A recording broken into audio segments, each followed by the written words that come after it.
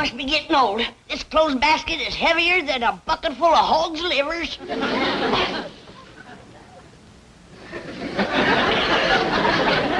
Don't touch it. It's haunted. I bet you little Jasper crawled in there to get warm. Who in tarnation is little Jasper?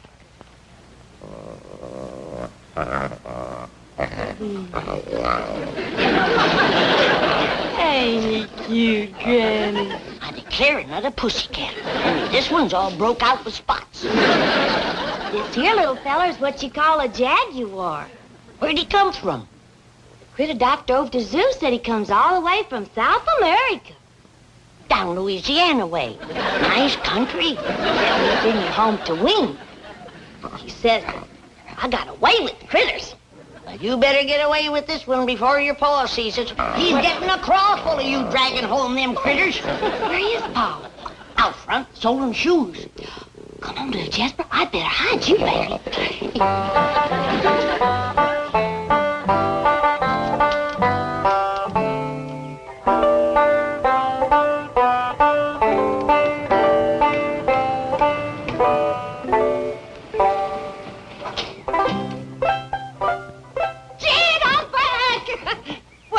It's me, Pearl. Don't you want to kiss me? Just didn't want to nail us together, Pearl. My doggies, it's good to see you. It's good to be here. I thought I heard Pearl's voice. You did, Pearl! You old rascal, you surprised us. How are things back home? Fine as frog's hair. Why didn't you let us know you was coming? We'd met you at the airport. Oh, Daddy spoiled the surprise. Besides, I didn't want to take Jethro out of school. And Mr. Drysdale offered his limousine and livered chauffeur. Thanks a heap. Jed, give the chauffeur a tip. Come on, Pearl. Come inside. Tell me all the news. Oh, just a minute, young feller. Got a tip for you. Thank you, sir. Plant your corn early this year.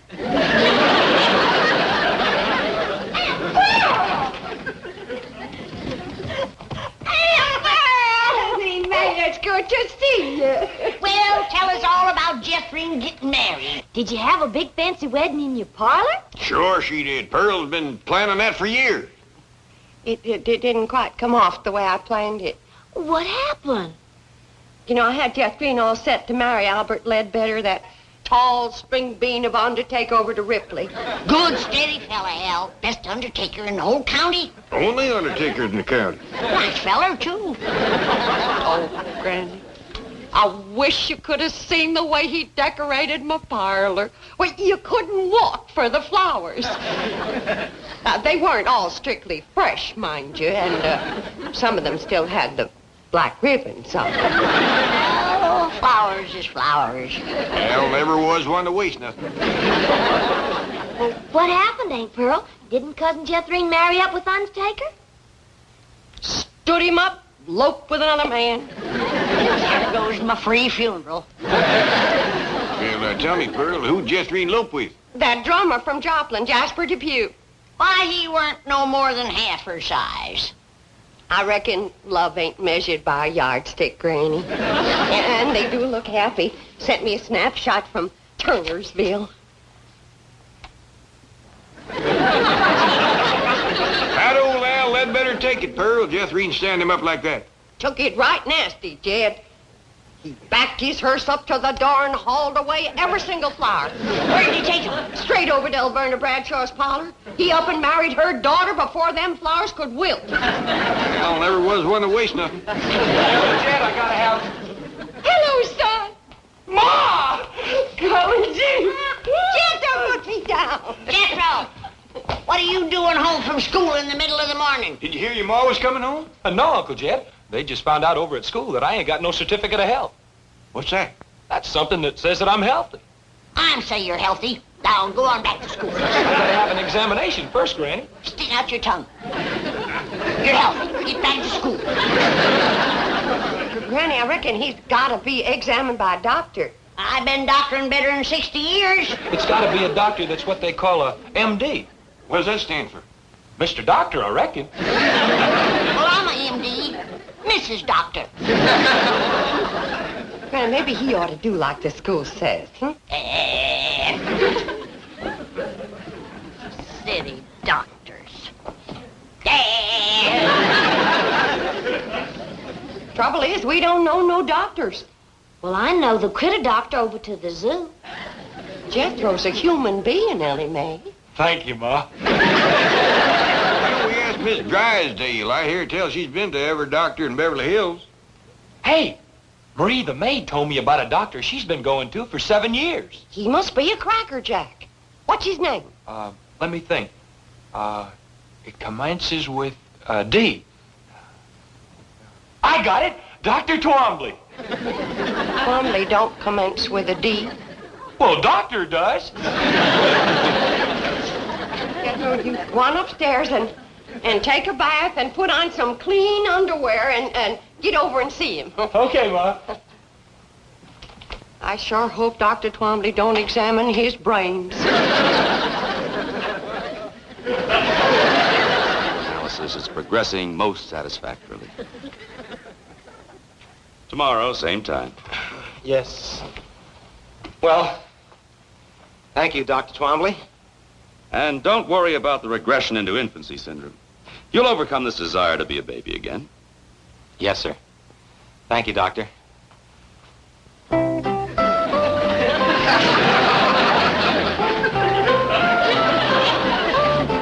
you.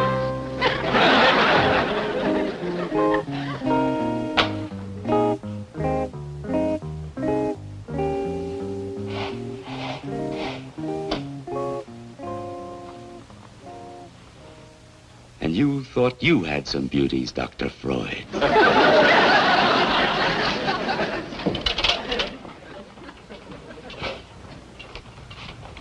Oh, Doctor, there's one more patient. His name is Jethro Bodine. This is my golf day. You know I don't take patients after 11 o'clock. He was referred by Mrs. Drysdale. Oh, all right. Call Dr. Black and tell him I'll meet him on the golf course at 12:15. Yes, Doctor.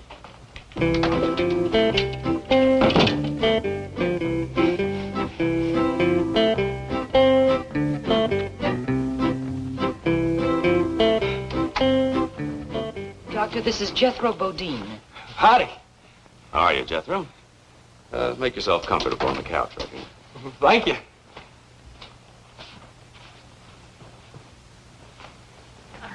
Well, would you like to tell me all about yourself and why you're here? Well, why I'm here is that I can't go to school till I get examined by you. Just lie back and relax. Well, thank you.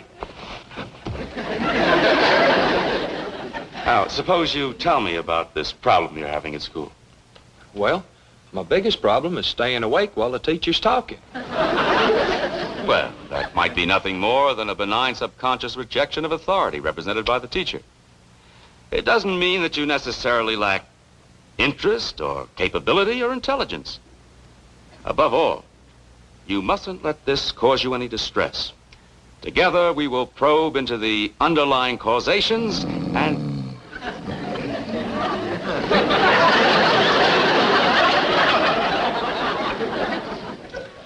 So good to feel needed.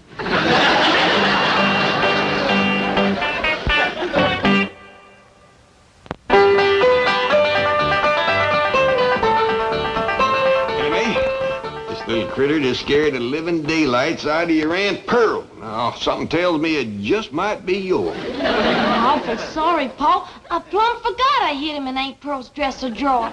He just loves to get in betwixt clothes and snooze. Give me a terrible start, Ellie. I thought it was a fur muffin. Started to stick my hand in and he bit right down on it. Oh, I let out a yell, I can tell you. I heard you clean down to the cement pond. You're yodeling better than ever. Granny, I reckon a ornery critter like this ought to be outside instead of in the house scaring folks. Oh, leave her, stagehead. I'm commencing to like her yodeling. Oh, Granny. Has anybody heard anything of Jethro?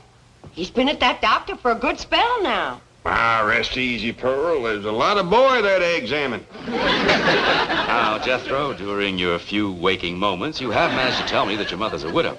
Oh, yes, sir. I'd like you to tell me all about your mother. I'm very interested in her. Don't blame you. She's pretty. That's fine. Now then, Jethro, what's your relationship to your mother? I'm her son. Yes, I know that. But how do you feel about her? Do you like her? Oh, I sure do. She's a dandy, huh? Does she ever give you hostile emotions or aggressive tendencies? Well, she would if I asked her for 'em. Yes, well, suppose we talk about your father. Do you remember him? Oh, yes, sir. He used to take me hunting. Taught me how to shoot with a rifle when I was just a little feller. Oh, you were good buddies when he was alive. Oh, yes, sir. Did you miss him? I never shot at him. Well, suppose you tell me about the rest of your family. Do you have any brothers? No, sir. But I got a sister that's got one. Well, that would be you, Jethro. No, sir. Her name is Jethrine. Why don't you go back to sleep for a while? Oh, Granny, wait till you see what all's in here. Every last thing you asked me to bring back from the hills. Oh, bless you, Pearl. Pacoon root. Pearl, you'll never know how I needed this. When you simmer this in slippery elm tea, it is first rate for chills and fever. Dried crawdad tails. Big rascals, too. When they is ground up to powder. You can't beat it for easing headaches, curing warts, and seasoning sauerkraut. Catfish whiskers. Oh. Sump water. Oh. Dogwood bark. And the skins from 3 full-grown newts caught at midnight under a full moon. You ain't gonna believe this, but you just can't buy these in Beverly Hills. That's a fact, Pearl. Jethro drove me up to 5 big department stores out here, and not one of them had a newt skin. When it comes to charms and potions, you might just as well not commence unless you got the midnight moonlight caught fully grown newt. Pearl, did you do all this gathering yourself? Oh, no, not yet. I had company, especially for the midnight moonlight newt hunt. Anybody I know? Oh, 3 of the most marriageable men in the hills. Well, that'd be Jack Cantrell, Widower Lloyd, and Old Man Casey. Oh, he ain't so old. I declare, I had to watch out more for him than the newts. I'm surprised you didn't get married while you was back home, Pearl. I had plenty of chances, Granny, but I got sport living out here. So I'm gonna hold out for one of them good-looking, snappy-dressing, money-spending Beverly Hills fellas. Wild honeycomb. Honeycomb and Mountain Dew. Best thing in the world for Quincy. Mountain-grown flaxseed. Nothing better for poultices. Old George McQueenie sent that to you. I'll take it anyway. Ma! Well, what'd the doctor say? Are you well? Are you healthy? I never did find out. But when that Dr. Twombly heard that you was my ma, that's all he talked about from then on. Talking about me? He must ask a dozen questions about you. But, Jethro, I don't even know the man. Well, he sure knows about you. And he'd like you to come to his office to see him. When? Well, he says the sooner the better. And he's a good looker, too. Bet you Mrs. Drysdale told him about me.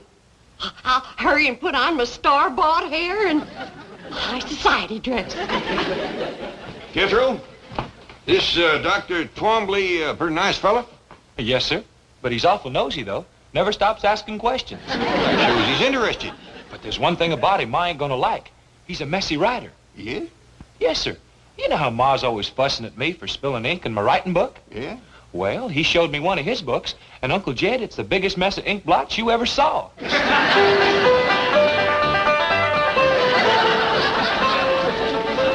Doggy's Pearl, you're prettier than sun up on a Monday morning. Ma, that dress shines like a new tin can. I reckon that's just about the fanciest dress ever. Even the things that don't show is fancy. I got the truck waiting, Ma. Jethro, that truck's a mite breezy when you're wearing high society clothes and someone else's hair. I'm going in style today. I'll get the door, Ma. Howdy. At your service, Mrs. Bodine. Now, this is the way to live. Oh, I just hope that doctor's looking out his window when I drive up. Au revoir. Ain't no two ways about it. When it comes to style, nobody plows a deeper rut than Pearl.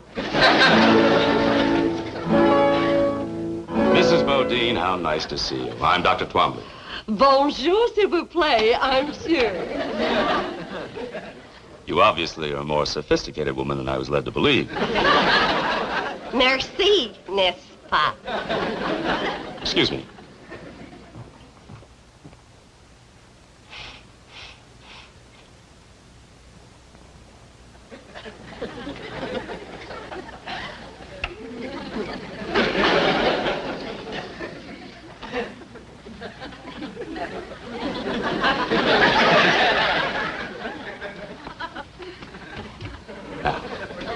Step over to the couch and make yourself comfortable. Oh, sit down. Sit down. Relax. Let's get acquainted. What's the matter? Don't you get the wrong idea just because I talk French. Mrs. Bodine, you don't. You bet I don't.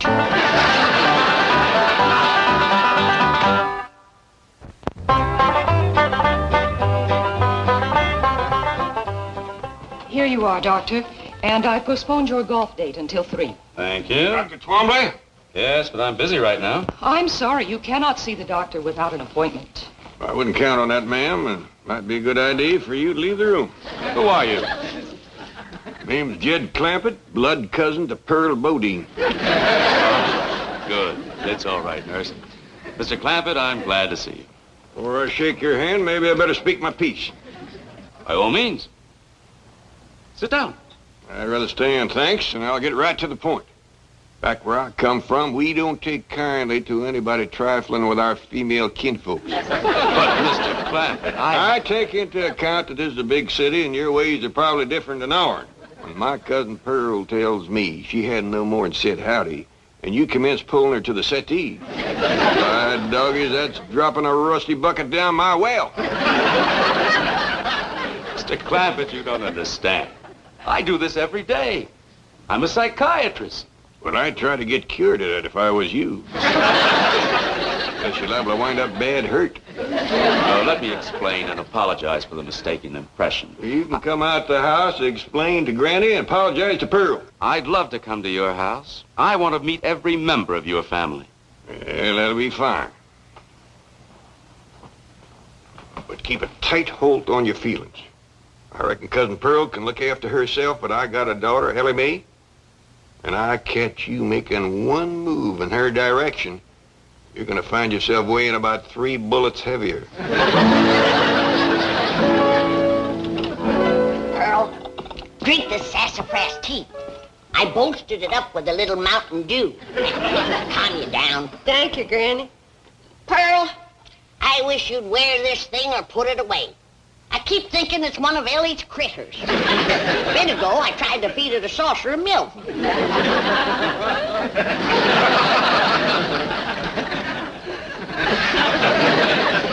Pearl?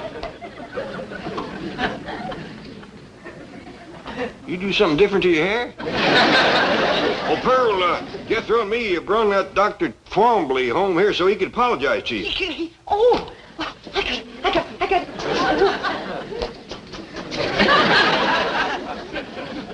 No mirror in here.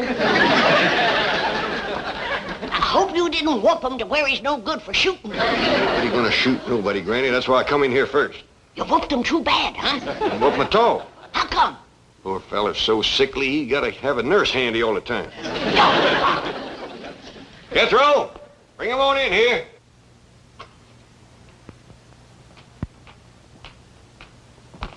Dr. Twombly, this here is Granny. I'm pleased to meet you, Granny. He don't look too sickly to whoop. You want me to whoop him, Granny? You go look for some chores. What, for instance? Put some air in the truck tires. They won't hold no more air, Uncle Jed.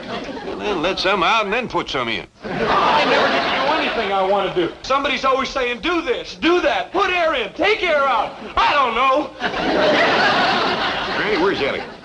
She's out back running her new Jaguar around the yard. Well, I'll go fetch her. I reckon you'll be safe with him. Thank you. So, you call yourself a doctor, do you? Well, I do hold several degrees. All right, doctor.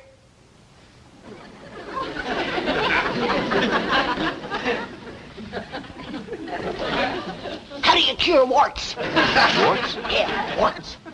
Well, dermatology isn't my field, but I assume electrodesiccation is still the preferred method. Oh, is there a newer method? Stump water and lye, mixed with ground up crawdad tails, daubed on with the leg bone of a buzzard, just before the moon comes up. Think you can remember that? Well, I'll try.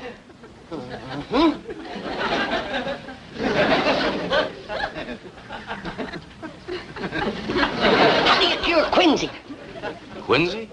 Tonsillitis. No, that wouldn't cure it. An inflammation of the pharyngeal area. I don't care what you call it, that wouldn't cure quinsy. Quick, what kind of poultice for rising in the ear? Poultice? What's acidity for? Well, How would you cure the vapors? What about the drowsies, aching joints, stone bruises, corns, dander, twinges, and proud flesh? These things are outside my field. A doctor goes where he's needed. He don't just stay on his own land. Now, you sit right back down. Remember what I told you. Hey, this here is Dr. Twombly. Howdy. How do you do? Are you the young lady with the new Jaguar? I sure am. You want to see it? Well, yes, I'm an enthusiast myself. Is it in the garage? Yeah, out in the yard. Come on. Now, you sit right there. Enemy, bring it in the house. A Jaguar in the house? Is it all right, Pa? Yeah, as long as you don't take it upstairs again.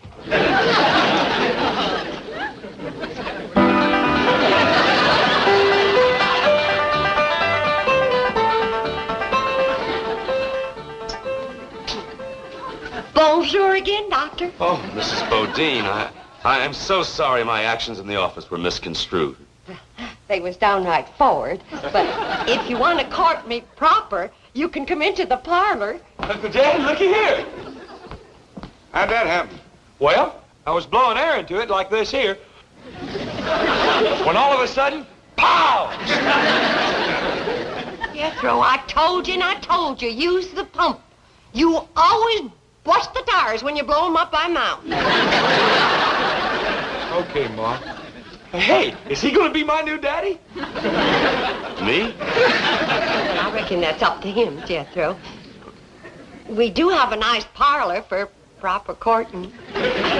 Watch out, Pearl. Here comes Ellie and her Jaguar. Well, goodbye, folks. It's been weird. Doctor, wait. We got a big couch in the parlor. As I suggest you get on it, all of you. I'll send someone over.